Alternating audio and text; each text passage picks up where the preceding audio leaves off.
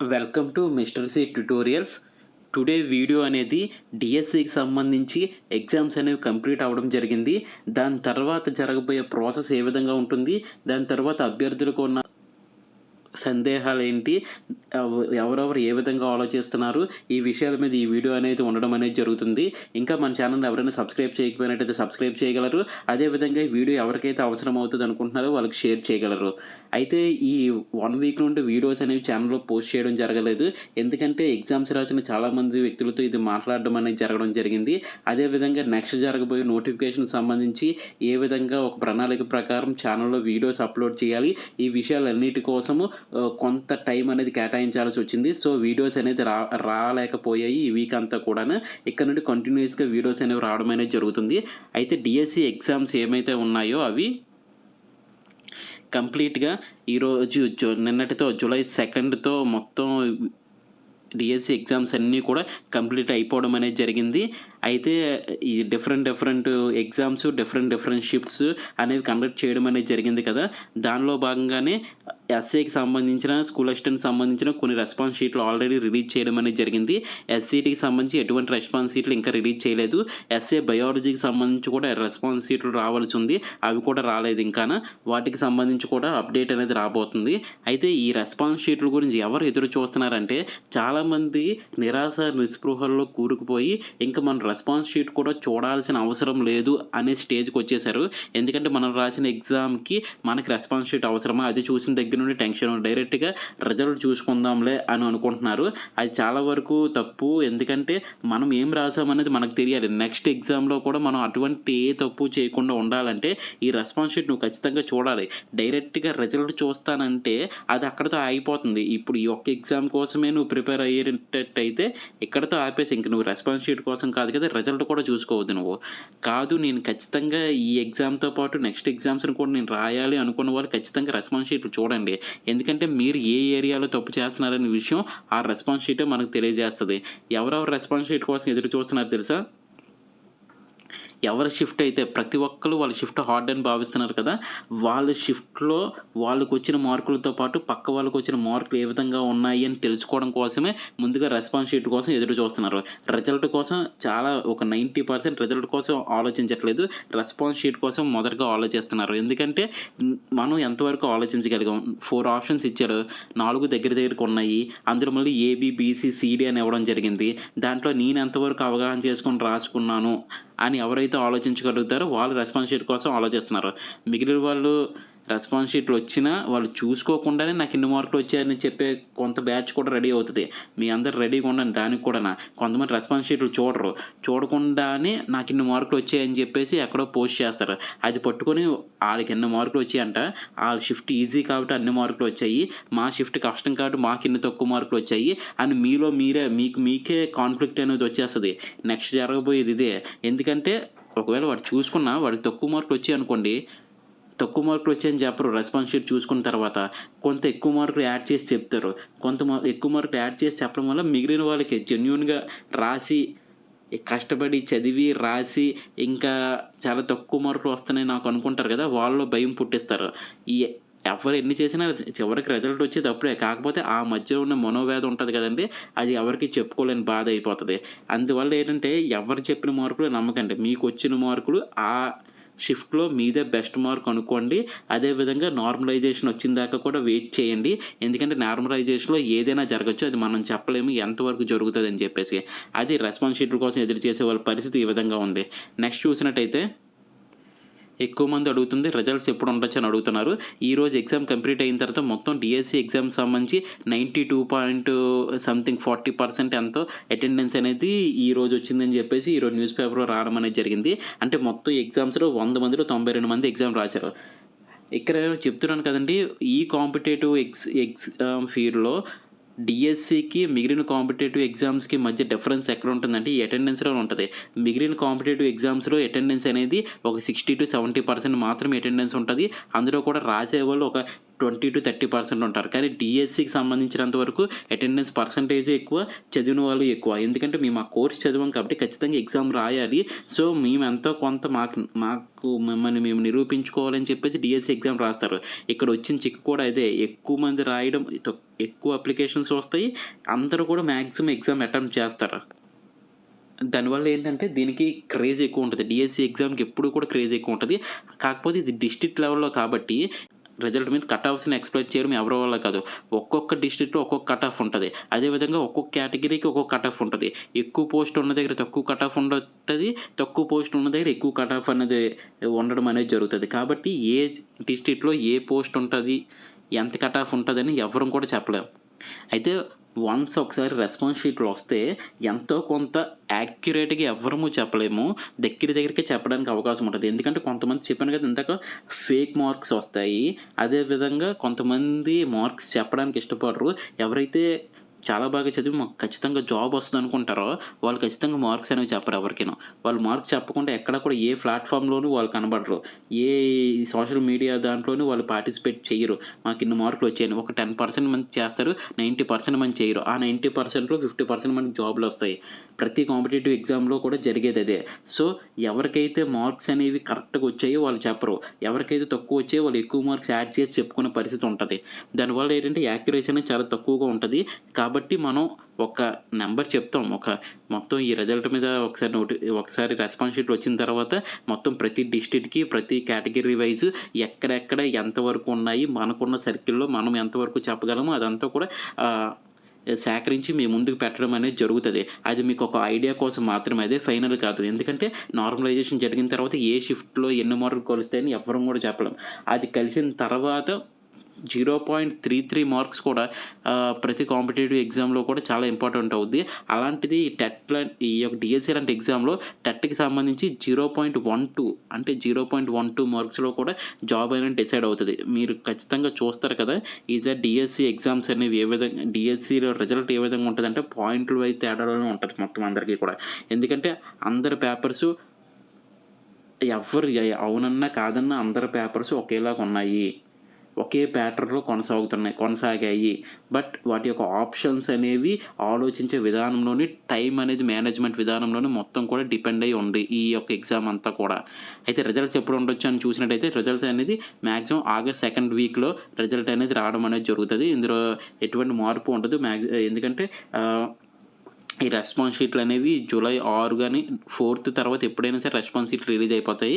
అదేవిధంగా అక్కడ నుండి 1 వీక్ ఏమో ఫైనల్ ఇవ్వాలి. దాని తర్వాత వీటన్నిటిని కూడా నార్మలైజేషన్ చేయడం, దాన్ని వరుస క్రమంలో పెట్టడం ఇవన్నీ చేసేసరికి ఆగస్ట్ సెకండ్ వీక్ ఖచ్చితంగా అవుద్ది. ఈ మధ్యలో ఎటువంటి కేసులు పడకుండా ఉంటే దీని మీద ఇదంతా కూడా సవ్యంగా 1 మంత్‌లో కంప్లీట్ అయిపోద్ది. సెప్టెంబర్ 5థ్‌న అందరికీ ఎవరైతే సెలెక్ట్ అయ్యారో వాళ్ళకి అపాయింట్‌మెంట్ ఆర్డర్స్ ఇచ్చే అవకాశం కూడా ఎక్కువగానే ఉంది. బట్ ఇదంతా కూడా కొనసాగాలంటే ఎటువంటి కేసులు పడకూడదు. అది ఏం జరుగుతదని నెక్స్ట్ విషయం. ముందు మనం ఎగ్జామ్స్ రాసేసాం కాబట్టి 1 మంత్ చాలా కష్టపడ్డారు. చాలా ఎగ్జామ్స్ రాశారు. కొంతమంది అయితే 3, 4 ఎగ్జామ్స్ రాసినోళ్ళు ఉన్నారు. వాళ్ళందరూ కూడా స్ట్రెస్ అంతా కూడా ఇప్పుడు కొంతవరకు తీరుతుంది. కాకపోతే వాళ్ళు ఇప్పుడు భయమంతా కూడా మనకి ఎన్ని మార్కులు వస్తాయి, మనం ఎక్కడ ఉంటామని. సో, రిజల్ట్ అనేది ఆగస్ట్ సెకండ్ వీక్.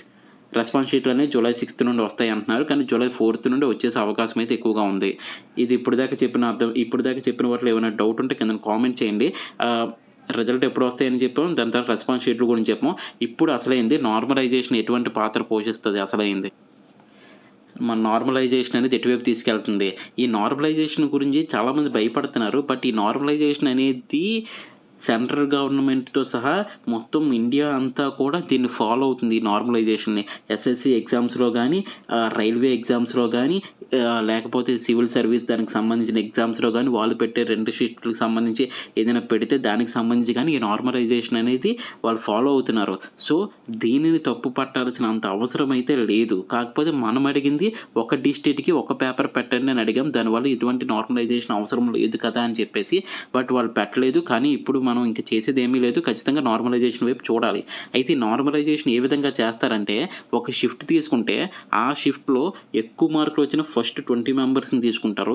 దాని తర్వాత తక్కువ మార్క్స్ వచ్చిన లాస్ట్ 20 మెంబర్స్‌ని, దాని తర్వాత మిడిల్‌లో ఉన్న కొంతమందిని తీసుకొని అక్కడ వాటికొచ్చిన మార్క్స్ ఆధారంగా దాని యొక్క డిఫికల్టీ లెవెల్‌ని వాళ్ళేం చేయరు. ఆ నార్మలైజేషన్ ఫార్ములా ఆల్రెడీ ఉంది కాబట్టి సిస్టమ్ ఇదంతా కూడా చేస్తది. వాళ్ళు ఆ ఫార్ములా ప్రకారం మార్క్స్ అన్నీ ఇచ్చిన తర్వాత అదే నార్మలైజేషన్‌లో ఎవరికి ఎన్ని మార్కులు కలపాలనేది అదే నిర్ణయించడం జరుగుతది. దీనిలోనే చాలామందికి మార్క్స్ అనేవి అటు ఇటు జరుగుతూ ఉంటాయి. ఒక పేపర్ కష్టంగా ఉంది, లేదు అనేది నువ్వు, నేను డిసైడ్ చేసేది కాదు. ఎవరైతే ఎగ్జామ్ రాసారో వాళ్ళు కూడా డిసైడ్ చేసేది కాదు. ఆ షిఫ్ట్‌లో బాగా రాసిన 20 మంది అంటే ఫస్ట్ ఒక ఆహ్, ఆ షిఫ్ట్ 80 మార్క్స్ జరిగింది కదా! ఫస్ట్ 20 మంది ఒక 60, 65, 64, 63 అలాగొచ్చాయనుకోండి. వాటన్నిటి యావరేజ్ చూస్తారు. లాస్ట్ అనేది పేపర్ టఫ్‌గా ఉందనుకోండి. ఆ లాస్ట్ అనేది ఒక 20, 25, 23 అలాగొచ్చాయనుకోండి లాస్ట్ మార్కులు. ఆ 20 మెంబర్స్‌ని చూస్తారు. ఇంకొక షిఫ్ట్ అనేది మోడరేట్‌గా వచ్చిందనుకోండి. ఫస్ట్ హైయెస్ట్‌లు అనేవి 70, 75 అలాగే హైయెస్ట్‌లు ఉంటాయి. లాస్ట్ వచ్చేసరికి 40, 45 అనేవి లాస్ట్ 20 మెంబర్స్‌కి ఉన్నాయనుకోండి. దాని ప్రకారం ఇక్కడ 40, 45 లాస్ట్. అక్కడ 20, 25 లాస్ట్.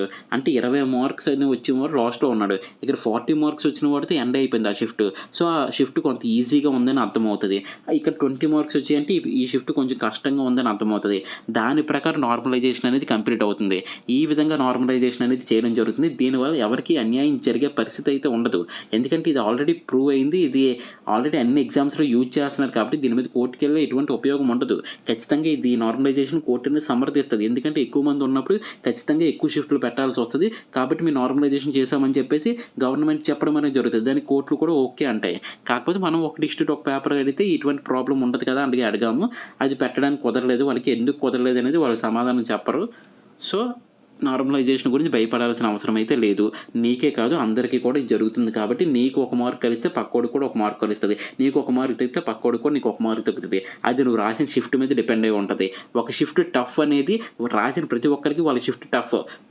ఇప్పుడు ఈ షిఫ్ట్ రాసి నెక్స్ట్ షిఫ్ట్‌కెళ్ళిన తర్వాత ఆ షిఫ్ట్ నాకొస్తే నేను చాలా ఈజీగా రాస్తుదును కదా! అని అనుకుంటారు. బట్ అది జరగదు. సో, ఏ షిఫ్ట్‌లో అయితే first 20 members, last 20 members, middle 20 members ఈ విధంగా చూసి నార్మలైజేషన్ చేయడం జరుగుతుంది.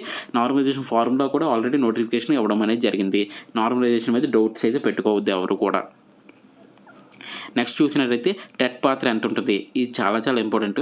ఇది స్కూల్ అసిస్టెంట్‌కి సంబంధించి గానీ, ఎస్‌సీటీ‌లకి సంబంధించి గానీ, ఇంకా ఎస్‌సీటీ రెస్పాన్స్ షీట్ రాలేదు గానీ, స్కూల్ అసిస్టెంట్ వాళ్ళకి సంబంధించి సోషల్‌కి సంబంధించి గానీ, లేకపోతే మ్యాథ్స్‌కి సంబంధించి గానీ వాళ్ళ యొక్క ఆహ్, రెస్పాన్స్ షీట్‌లో వారి మార్కులు చూసుకున్న తర్వాత వాళ్ళందరూ ఎక్కడంటే స్ట్రక్ అయ్యారు 58 నుండి 64 మార్క్స్ మధ్యలో వాళ్ళందరూ కూడా స్ట్రక్ అయ్యి ఉన్నారు. అంటే ఎక్కువ మార్కులు వచ్చిన వాళ్ళకి 70, 71 అలాగొచ్చిన వాళ్ళు పక్కన పెట్టండి. అది అలాగొచ్చిన వాళ్ళు మొత్తం 10 మెంబర్స్ ఒక 100 మెంబర్స్‌లో 10 మెంబర్స్ మాత్రం అలాగుంటారు. మెజారిటీ మార్క్స్ 58 నుండి 64 మధ్యలో ఫిక్స్ అయిపోయి ఉన్నాయి. సోషల్‌కి సంబంధించి గానీ, మ్యాథ్స్‌కి సంబంధించి గానీ. వాళ్ళకి టెట్ అనేది చాలా ప్లస్ అవుతది. ఎందుకంటే టెట్‌లో ఎవరికైతే ఎక్కువ మార్కులు వచ్చాయో వాళ్ళకి ఇక్కడ యాడ్ అవ్వడం ద్వారా వాళ్ళ యొక్క ర్యాంకులే మారిపోతాయి. మీరు ఈరోజు నేను చెప్తున్నాను రిజల్ట్స్‌లో చూడండి. టెట్‌లో వచ్చిన మార్కుల ఆధారంగానే పోస్టింగ్స్ వస్తాయి. ఈ యొక్క స్కూల్ అసిస్టెంట్ యొక్క రెస్పాన్స్ షీట్లు చూసిన తర్వాత మాకర్థమైంది ఏంటంటే అదే. ఎందుకంటే చాలామంది ఒక గుంపుగా 58, 64 అంటే ఎక్కువ మార్కులు అక్కడ ఇదైపోయి ఉన్నాయి. సో, టెట్‌లో వచ్చిన మార్కులు 1.1 గాని, 1.2 గాని ఎలాగైనా కలుస్తుంటాయి కదా! టెట్‌లోకి వచ్చిన తర్వాత 17.72 మార్క్స్ కలిసాయనుకోండి. ఆ 0.72 మార్క్స్ అనేది జాబ్‌ని డిసైడ్ చేస్తది. ఇంకా ఎస్‌సీటీ రెస్పాన్స్ షీట్లు వచ్చిన తర్వాత వీటి పరిస్థితి ఏ విధంగా ఉందో చూడాలి. మాక్సిమం ఇలాంటి పరిస్థితిలోనే ఉంటాము. అయితే ఒక విషయం గుర్తుపెట్టుకోండి. ఒకళ్ళు 80 మార్క్స్ వచ్చాయని చెప్పారనుకోండి. అమ్మ బాబోయ్! 80 మార్క్స్ వచ్చేసాయా అప్పుడే అనేసి అనుకోకండి. ఎందుకంటే ఇలా 80స్ ఆహ్, 70స్, 80స్ ఇలాగొచ్చిన వాళ్ళు చాలా తక్కువగా ఒక 20 మంది, 30 మంది మాత్రమే ఉంటారు. వాళ్ళు చూసి భయపడక్కర్లేదు. అలాగని చెప్పి తక్కువ మార్కులు వచ్చినోళ్ళు ఒక 40, 45 ఇలాగ వచ్చేసారు నాకన్న వాళ్ళు ఒక 20, 30 మెంబర్సే ఉంటారు. వాళ్ళు చూసి కూడా భయపడాల్సిన అవసరం లేదు. ఈ మధ్యలో ఎవరైతే ఉంటారో వాళ్ళకే అసలైన భయం. ఎందుకంటే వాళ్ళే జాబ్‌లు టెట్ యొక్క స్కోర్ మీద డిసైడ్ అవుతారు వీళ్ళందరూ కూడాన. అయితే ఎస్‌సీటీ రెస్పాన్స్ షీట్‌లు వస్తే ఎక్కడ స్ట్రక్ అయ్యింది పాయింట్ అనేది మనకు అర్థమవుతది. ఎన్ని మార్కుల దగ్గర స్ట్రక్ అయిందని. ఎస్ఐకి సంబంధించి అయితే 58, 64 మధ్యలో ఎక్కువ స్ట్రక్ అవ్వడం అనేది జరిగింది. వాళ్ళకి టెట్ మార్క్స్ అనేవి యాడ్ చేసుకుంటే ఒక 74, 75 అలాగ వస్తుంటాయి వాళ్ళకి. అక్కడైతే ఇదయింది. ఎస్‌సీటీకి సంబంధించి ఇంకెక్కడయిందో చూడాలి. జూలై 6థ్ అంటున్నారు కానీ జూలై 4థ్‌కే రిలీజ్ చేసే అవకాశం అయితే ఉంది. ఒకసారి చూద్దాం. ఇప్పుడు దాకా చెప్పినవి అర్థమయ్యాయి కదా! ఎప్పుడు రిజల్ట్ ఎప్పుడు వస్తది? రెస్పాన్స్ షీట్‌లు ఎప్పుడు వస్తాయి? టెట్ ఎంత వరకు ఉంటది? నార్మలైజేషన్ పాత్ర ఏ విధంగా ఉంది? ఈ పాయింట్లన్నీ కూడా మీకు ఇక్కడ కవర్ చేయడం అనేది జరిగింది. నెక్స్ట్ చూసినట్టయితే చాలామంది అడుగుతుంది ఏంటంటే ఈజీ షిఫ్ట్ ఏంటి? మీడియం షిఫ్ట్ ఏంటి? తర్వాత హార్డ్ షిఫ్ట్ ఏంటి అని అడుగుతున్నారు. దీనికి ఆన్సర్ చెప్పడం ఎవరి వల్ల కాదు. ఈజీ షిఫ్ట్ ఏంటి? మీడియం షిఫ్ట్ ఏంటి? హార్డ్ షిఫ్ట్ ఏంటంటే ఇప్పుడు ఎస్ఏకి సంబంధించి స్కూల్ అసిస్టెంట్ సంబంధించిందనుకోండి 1, 2 సెషన్సే జరిగాయి కాబట్టి కొంతవరకు మనం చెప్పడానికి అవకాశం ఉంది. దీంతో దీన్ని కంపేర్ చేస్తాం అంతే. కానీ ఎస్సీటీకి సంబంధించి ఒక 9 షిఫ్టుల దాకా జరిగినట్టు 13థ్ జరిగింది, 17థ్ జరిగింది, 13, 17, 18, 19 మళ్ళీ 19 తర్వాత ఈరోజు ఫస్ట్, సెకండ్ ఎగ్జామ్స్ అనేవి జరిగాయి కదా! ఒక 9 షిఫ్టుల దాకా జరిగాయి కదా! ఈ 9 షిఫ్ట్‌లో పేపర్ అనేది ఒకే ప్యాటర్న్ ఫాలో అయ్యారు. అదేవిధంగా క్వెషన్స్ అన్నీ తెలిసినవే ఉంటాయి. ఆప్షన్స్‌లోను కన్‌ఫ్యూజ్ చేశారు. అదేవిధంగా ఒక్కొక్క క్వెషన్ నువ్వు ఆన్సర్ చేయాలంటే ఖచ్చితంగా 2, 3 మినిట్స్ టైం అనేది తీసుకోవడం అనేది జరుగుతుంది. అలాగే ఒక్కొక్క షిఫ్ట్‌లో మ్యాథ్స్ అనేది చూడగానే సంబంధించి మన ప్రిపరేషన్ మళ్ళీ రోజుకి కనీసం ఒక 1 అవర్ అయినా దీనికోసం పెడుతూ చదవగలిగితే మళ్ళీ టీచర్ జాబే కావాలనుకున్న వాళ్ళు ఈ విధంగా ముందుకెళ్ళండి. నెక్స్ట్ కాంపిటేటివ్ ఎగ్జామ్‌లో ఉన్నవాళ్ళైతే మాత్రం ఎగ్జామ్ అయిపోగానే మనకి కోర్ట్ ఎగ్జామ్స్ ఉన్నాయి. ఎవరైనా అప్లై చేస్తే మాత్రం కోర్ట్ ఎగ్జామ్స్‌కి ప్రిపరేషన్ కొనసాగించండి.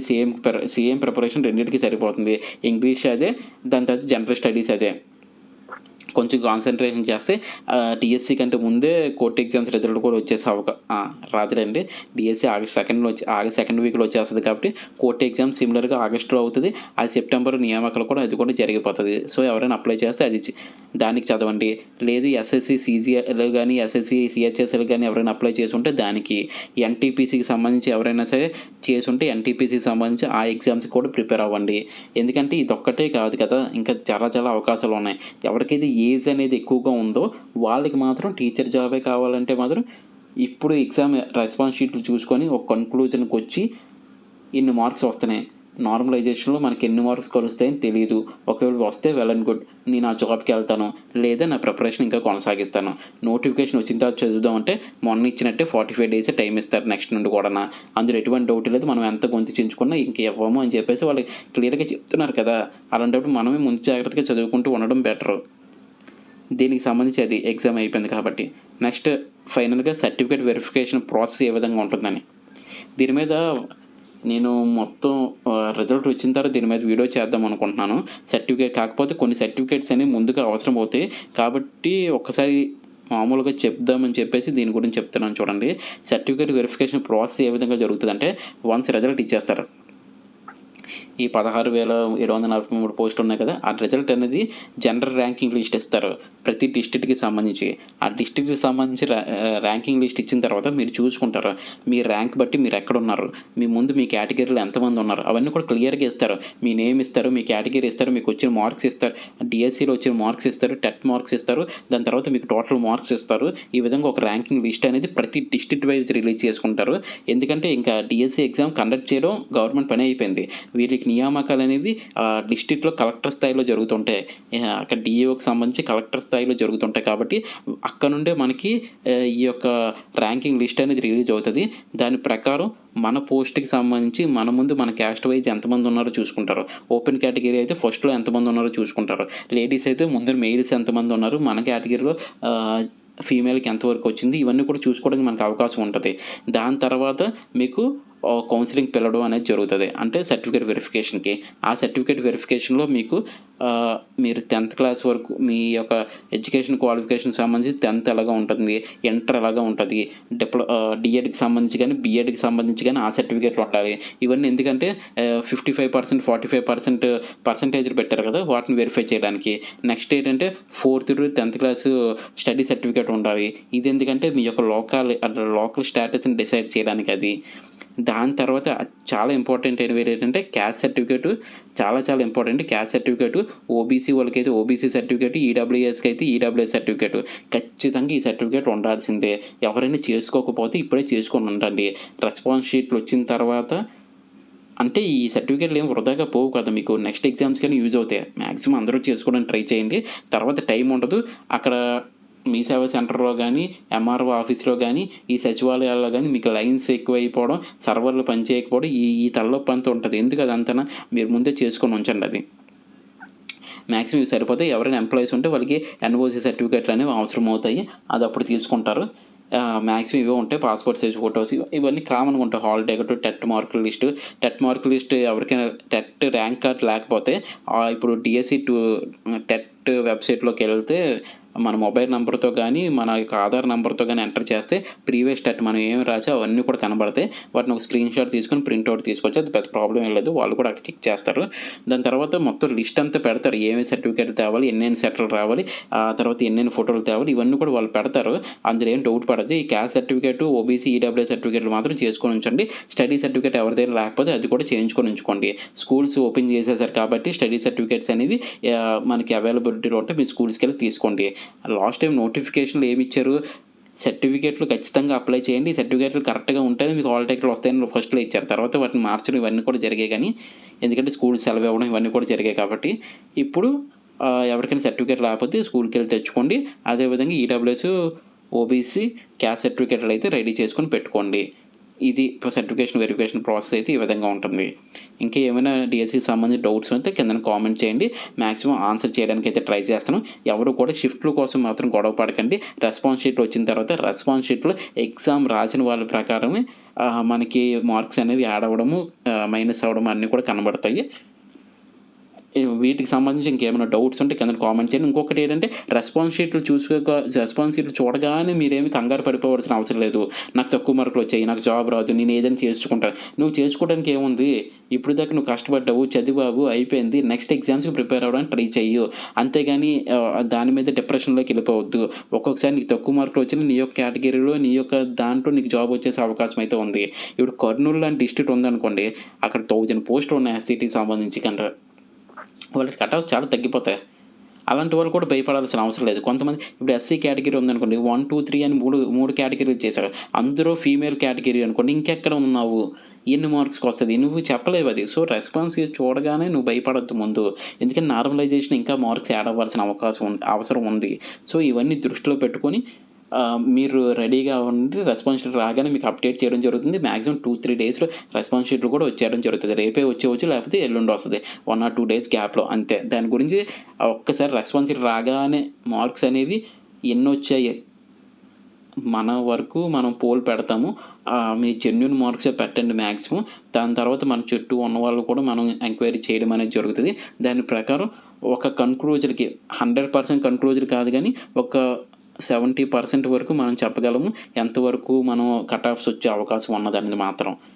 ఓకేనండి. అది కూడా డిస్ట్రిక్ట్ వైస్‌గా సాగ్రిగేట్ చేసి చెప్పాలి. ఓవరాల్‌గా చెప్తే మాత్రం అది ఎందుకు పనికిరాదు. ఎందుకంటే ఓవరాల్‌గా చెప్తే ఒక కర్నూలు జిల్లాలో 50 మార్క్స్‌కే జాబ్ రావచ్చు. అదే శ్రీకాకుళం లాంటి జిల్లాలో 80 మార్క్స్ కూడా జాబ్ కష్టంగా ఉండొచ్చు. చెప్పలేము అది. ఎందుకంటే దాన్ని డిపెండ్ ఆన్ పోస్టులు బట్టి. ఆ విధంగా మీకు చెప్పాలి కాబట్టి ఒక 2, 3 డేస్ టైం పడతది. ఆ యొక్క రిజల్ట్‌కి సంబంధించి ఆహ్, అదే రెస్పాన్స్ షీట్ వచ్చిన తర్వాత 2, 3 డేస్ అనేది దాని మీద వర్క్ చేసిన తర్వాతే కట్ ఆఫ్స్ అనేవి అంచనా వేయడానికి అవకాశం అయితే ఉంటుంది. సో, ఇంకా నెక్స్ట్ ఎగ్జామ్స్ ప్రిపేర్ అవ్వండి. లేదు మాకు టీచర్ జాబే కావాలంటే ఎళ్లి ప్రైవేట్ స్కూల్‌లో ఎవరైతే ఆల్రెడీ వర్క్ చేస్తున్నారో వాళ్ళు వర్క్ స్టార్ట్ చేసుకోండి. నెక్స్ట్ ఏంటంటే నెక్స్ట్ నోటిఫికేషన్ కూడా వాళ్ళు ప్రిపరేషన్ కొనసాగిస్తూ ఉండండి. థాంక్ యూ సో మచ్ అండి. ఇక్కడి దాకా వీడియో చూసారని మీకు ఎంతో కొంత యూజ్ అయ్యే ఉంటుంది. ఎవరికైనా ఇంకా ఈ వీడియో అవసరమవుతదో వారికి షేర్ చేయగలరు. సబ్స్క్రైబ్ చేయకపోతే సబ్స్క్రైబ్ చేయండి. థాంక్ యూ సో మచ్ అండి. జై హింద్.